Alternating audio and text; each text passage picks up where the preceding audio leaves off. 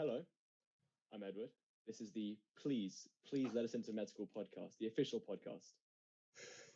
These guys are going to introduce themselves. Go for it. Hi, my name is Anne. My name is Hisham. My name is Anil.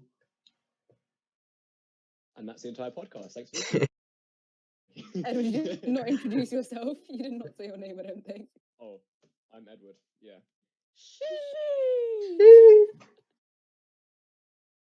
That was beautiful, guys. Right. So, why medicine? Who wants to go first? Why do you want to do So medicine? I initially actually wanted to do architecture for a really long time. Why? And then I got to I don't know, just did. Because Then I got to year 9 and I realized I just didn't like graphics. So I started looking into other career paths and I realized I was okay at science. And I remember in year 9, we looked at inhalation and exhalation for the first time, and I found I really liked anatomy. So then I started looking into medical related courses, and I was like, yeah, this is what I want to do with my life. I want to do medicine. I want to help people the way medical professionals do. And yeah, since then I've just been researching more into it. And crazy. Yeah. Amel, go. You said you had a story for us. I'm so ready. I'm so ready for the story. Okay, so in the end of year 11, obviously with lockdown, I didn't really know what to do. I was sort of on a path road where I didn't know what to do with myself because I really undecisive. I didn't even know if I wanted to do A levels or not. Well, I did want to do A levels, but I just didn't know which ones I wanted to do. And I just didn't really know what to do with myself. And then I don't know what happened, but I was initially taking physics, maths, history, and design technology with the hopes of maybe some engineering base. But then the more I think I read Do No Harm, and I sort of went to Edinburgh that summer in year 11, and I fell in love with the campus. That made me want to interested in there. But also I started wondering what I actually wanted. And then medicine came up because I've always had a interest in anatomy, as Anne said, but also just do with science and how the brain works and how it all functions together. And so I decided actually I want to go down that path of medicine. So yeah, because you do quite different subjects to the rest of us, right? We should probably say what subjects we do. So I do biology, chemistry, and maths. Amel does. I'm the weird one, so I don't do biology, but I do chemistry, history, and maths. Yeah, and I do biochem, maths, and Latin as well as a fourth. Yeah, I just do biochem maths as well. So Hisham does actually want to do medicine. Hisham, explain your career path. So I actually want to do dentistry. I initially used to want to do medicine, but then I did some work experience and stuff like that, and I was like, no, actually this is more what I want to do. What drove me into this medical field is I've always liked biology and chemistry, and that was always my forte.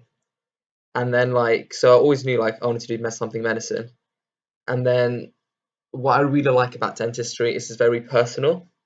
You see your own patients, and it's less sad, but it's more about helping them and their confidence, their personality, because teeth is in your face. It's your smile. Everyone sees that's what you portray to society, and it really affects people's confidence. To have a really nice white set of teeth, and everyone needs dentists at some point in their life. If it's getting braces or getting dentures at the end of your life. But that sounds really depressing. Cut that out. Okay. Yeah, makes sense. But yeah, memes. So yeah, for me it was basically just so I want to do medicine. Not sure where yet, but basically I remember that was a time where I literally said to my parents there's absolutely no way in hell you're gonna make me do medicine, because obviously parents are always oh, you want you to be a doctor or a dentist, things like that. So I kind of went against no way. But then because I used to be really into physics as well, and then just as I've sort of gone through, especially during the lockdown, just looking at different things, I've just noticed it almost seems obvious now. I don't know how I ever missed it, but it seems so right for me. I remember my granddad he got some surgery on his knees, and the day he went in, he was literally struggling to walk. He had to go around in like a mobility scooter and everything. Literally a week later, he was like doing cycling competitions and like going swimming and things like that. It was just like that instant impact of like the treatment is just amazing to me. So want to go into that. Go Yeah. speak. I think that's also really important. The fact I don't think any other profession has that impact on people's lives as medicine and dentistry do. I think I was reading a book called Life as We Know It, I think, by Adam Kay. I'm not sure if that's what it's actually called, but I think he describes it as something like that no other profession does. The amount of reward you get from actually helping a patient is just unbelievable. And the effect you have on people's lives is just unparalleled to any other profession. Yeah. And you're doing something so great with your life. And I think that's just really important. It's a purpose, if that makes sense. It's just completely different to every single career choice ever, really. Like, it's such a different realm. Yeah. It's great. I feel like a lot of people say that medicine's a very like vocational profession, and I get it, because I feel like it's something that you really need to feel within yourself, like this is the right thing for me. Because obviously you're in university for a really long time, you're studying for like most of your life, so it needs to be something that you definitely feel a strong connection to. Yeah, I mean that's quite a good sort of segue into the next bit, which is basically just want to go over like the structure of the course and after med school what normally happens after that. So what normally happens is it's 5 or 6 years in the actual university on the campus, things like that, and they normally do something. I can't remember what it's called now. It's like that year where you do like a mini degree or something. I can't remember what it's called. Intercalation, yeah. That one, it's like a little bit of it's like you can choose like biomed and things like that, isn't it? Maybe. Yeah, you can like do it's sort of like a mini degree in between your 5 years of doing med school, where you can like specialize in something that interests you, so like biomed or like neuroscience, something like that. Yeah. So then once you finish those 5 or 6 years, depending if you did that extra bit, I believe it's 2 years foundation, which is where you go around the hospital trying out in each of the different departments. This is for med school. I'm not sure about what it is for dentistry. But so you try out the different departments, just seeing what you like, basically. And then after that, you have to choose between either core medical training or core surgical, and each of those are 2 years.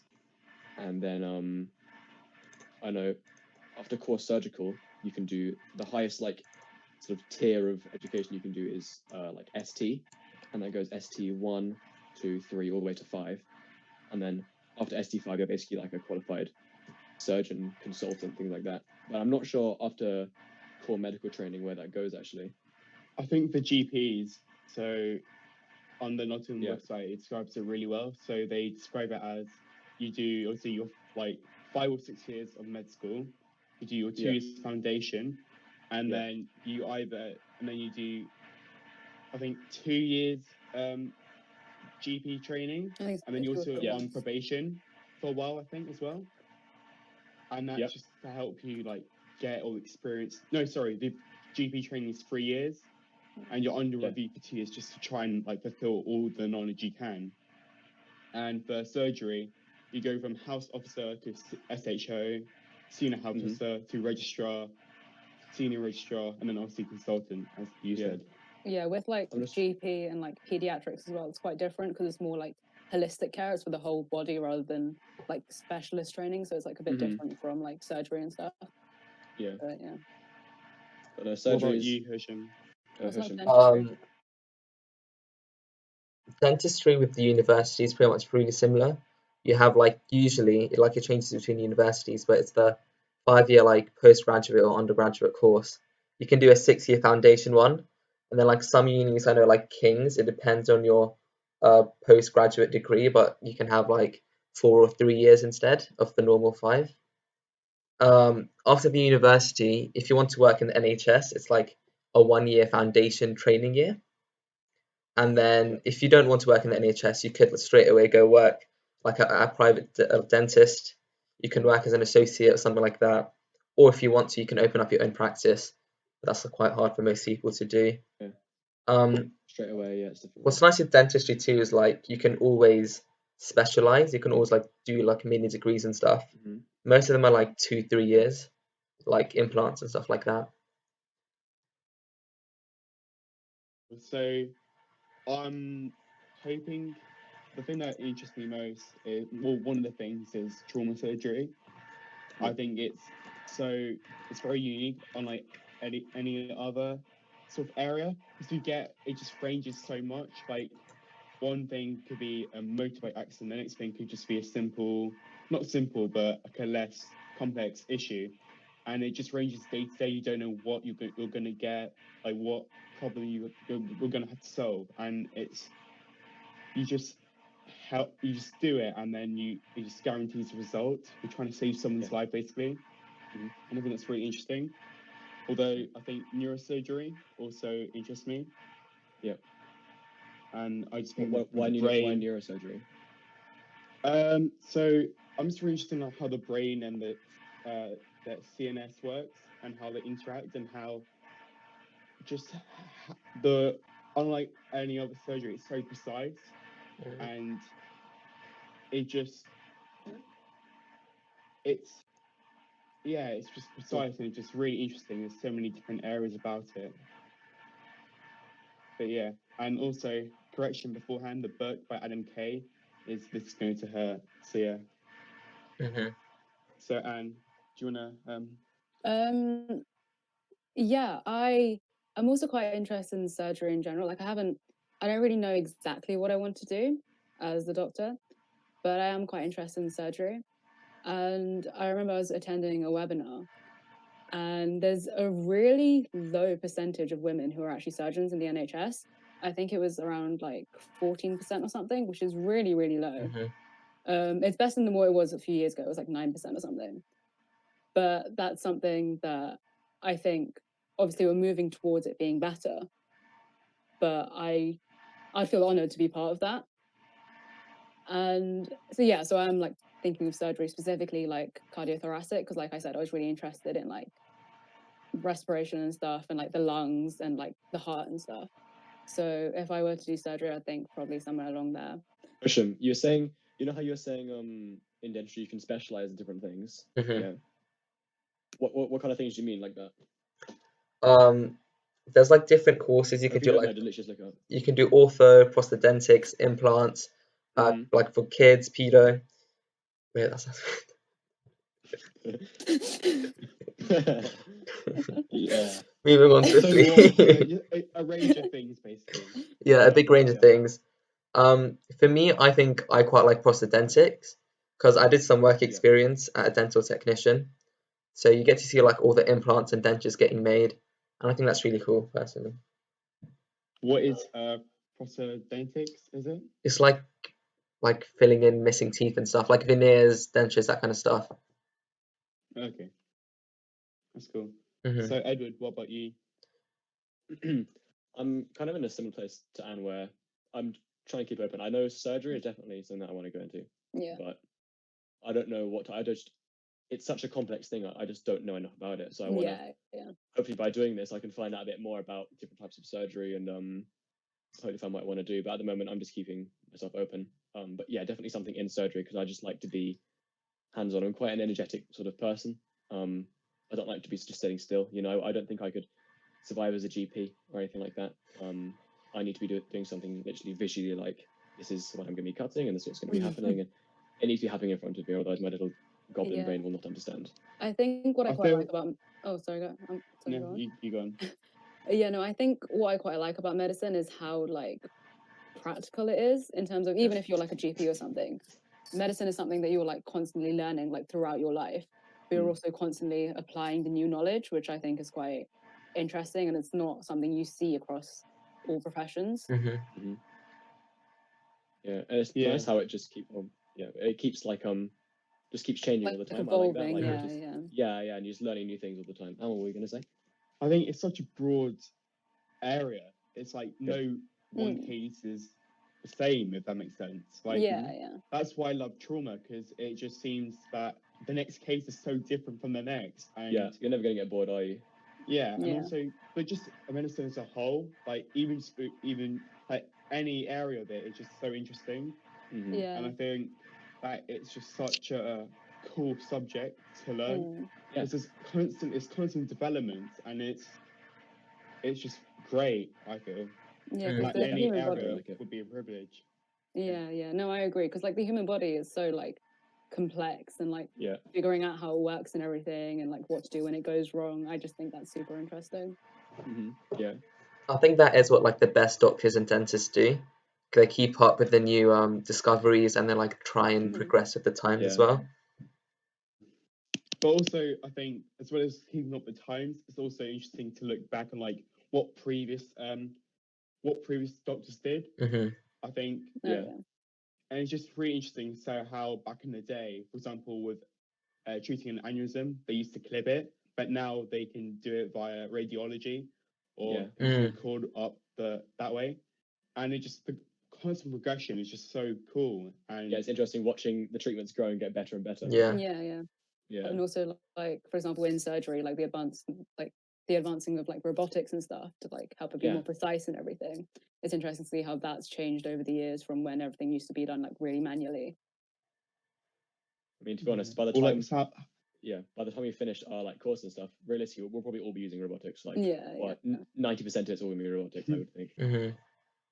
but there's also some areas that wouldn't like are just maybe robots couldn't replace real doctors. I feel. Yeah. So for example, Yeah. tricks requires like more of a human doctor to Mm. it. So obviously you're delivering someone's baby. Mhm. So I think maybe a robot would be a little bit Yeah. personal, but Yeah, yeah. that's the Yeah, thing, I don't think you could ever the human replace thing. like human doctors. Yeah, Yeah, never. definitely. I think integrating technology into it and just taking advantage really of that important. is going to be really important. Like, Yeah. yeah. I So- saw that in my work experience, where like dentists would scan people's mouths, and then the instead of like taking a normal impression, then that would go to a mill and that would mill out the shape, and then they would just work on that really quickly, and all the editing of the teeth and like designing was all online. It was really, really interesting. Yeah. Where did you do your work experience? It was this dental technician in London. Oh wow, okay, fancy. Hamilton, and have you got any work experience? I haven't. Yeah, I need to actually get did some. I did some over Easter. It was Right. an online type thing. Yeah. So they had like a series of webinars from different like medical specialists and stuff, Mhm. and a bunch of like activities and stuff. Just like see what you take away from it. And I thought it was really good because like I personally going into it, I didn't really have that much of an idea of like the structure of med school and what happens specifically after med school. But I think it was really helpful in like figuring out my like career path, like what happens after. We were gonna edit this, right, to make it more smooth. Yeah, we're Because gonna I edit like you it, said pedo in the middle of it. So yeah, as Anne was saying, like I've attended. No, I also have attended some webinars online, and I've also done a bit of the Brighton and Sussex work experience thing. Although it's not really work experience. It helps add on to understanding what it takes to be like a GP and to do medicine. I'm hoping to do some work experience at my local GP. Obviously, because of COVID, they need to like wait up a bit, but hopefully that can actually happen this summer.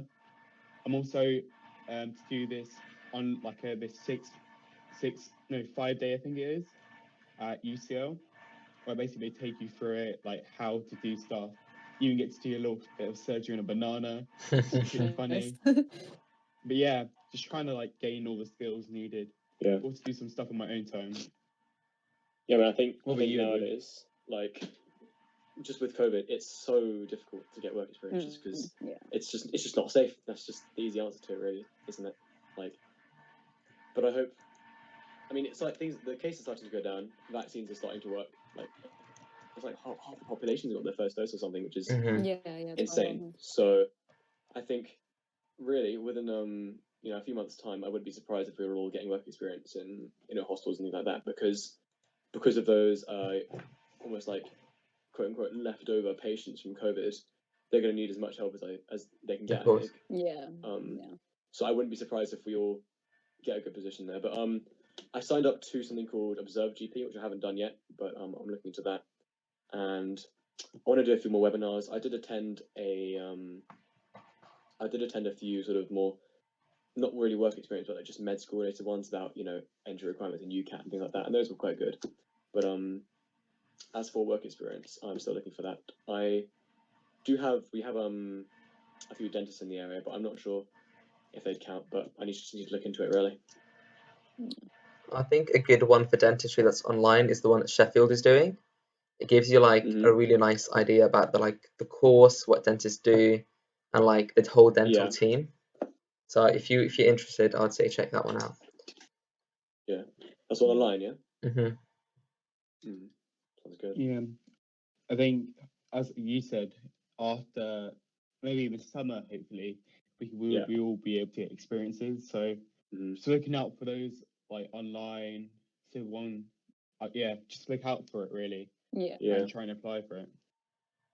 I think it's just going to really help maximize your chance of getting in because of what happened with the grades. It's almost like the university's almost saying, "Oh, we can't even trust the grades anymore." If that makes sense, like that's why I know a lot of the universities put up their UCAT and BMAT scores and like that because they're like, "Well, this is the only way we can differentiate between the grades now." Which I don't know if I agree with that, but that's another video. It's another podcast episode. No, but I also think like aside from helping like determine who should go into med school, at least in my experience, work experience really helped me understand what I was getting into a bit better. And I think it's really good, especially if you're not like fully certain that medicine is the thing you want to do. It helps you like establish what you're getting into and what to expect really. I think it helps universities distinguish the people who really want to do it and who are not so sure. But also by doing it, you're getting so much experience, and like the people who are talking on them they will tell you stuff, and that knowledge is going to really help you in your future career. Just being surrounded by people who are in like medicine is just going to give you such an advantage. I think because it's almost just like almost giving you that mindset, and just being around those people and being in the environment, everything just constantly being clean and making sure everything's done properly. I think that's just going to give you a huge advantage when you actually get into doing more practical stuff in the hospital. And also what it means to be a doctor. And what and how what you do is so important. Just like the moral and ethical side of it, it's quite interesting because it's almost like as we were saying earlier about how it's just so different to all other careers, really, isn't it? Because there's such a moral aspect to it. Like it's a good split, I think, between lots of academic learning and also just just morals and things like that, which I think there's just no other career like it, really. You're literally dedicating your life to something, and in return, it not only gives you like it helps you grow like in your knowledge and like you as a person, but then it also gives you self-satisfaction for like helping a patient or saving a guy's life, or even just helping the smallest of things like prescribing maybe acne medication. Like that sort of thing. You're just helping people to feel more comfortable with themselves and to help them make their lives easier. It's just so important. It's such a huge impact on so many people. There's nothing else like it. I think it's important to also consider dentistry because yes, a lot of it is like this cosmetic side and this kind of stuff, but a lot of it is also health-wise. Like you're looking at the throat, everything in the head, and this is like really, really important, really complex. Looking at mouth cancers, looking at like infections and like pathogens and all that kind of stuff, which is really, really similar to medicine, even though a lot of doctors like to brand dentists as like this laughing stock that shouldn't deserve the doctor name, but they do like a lot of the similar things. It's just a slightly different environment. Like at the end of the day, it's all just healthcare, isn't it? Yeah, and then you're just helping someone. That's your job at the end of the day. So there's no point in really having like a stigma or anything like that around it. Like, you're just helping people.